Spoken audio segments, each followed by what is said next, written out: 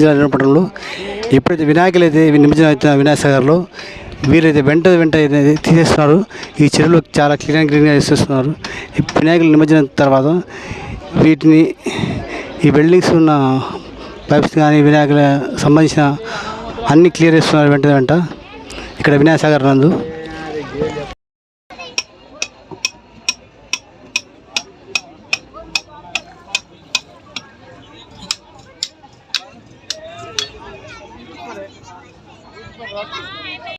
ఎప్పుడైతే ప్రమాదం జరగకుండా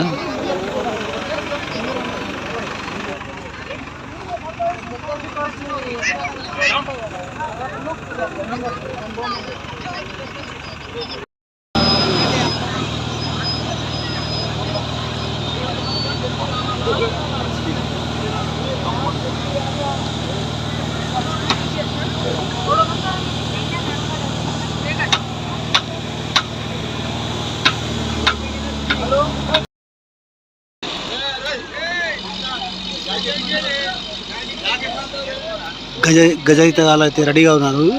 24 సంవత్సరానికి గాను ఈ వినాయక సాగర్ని అయితే 2 క్రేన్లు వినియోగిస్తున్నారు. వెంట వినాయకుల్ని నిమజ్జనం చేయడానికి క్రేన్లు అయితే ఉపయోగిస్తున్నారు. 2 క్రేన్లు ఉన్నాయండి ఇక్కడ.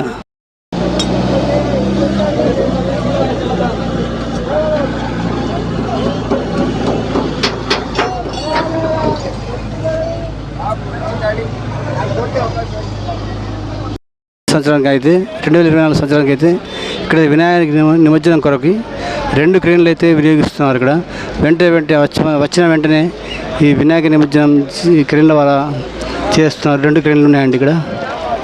బందోబస్తు మధ్య ఈ వినాయక నిమజ్జన కార్యక్రమం జరుగుతుంది.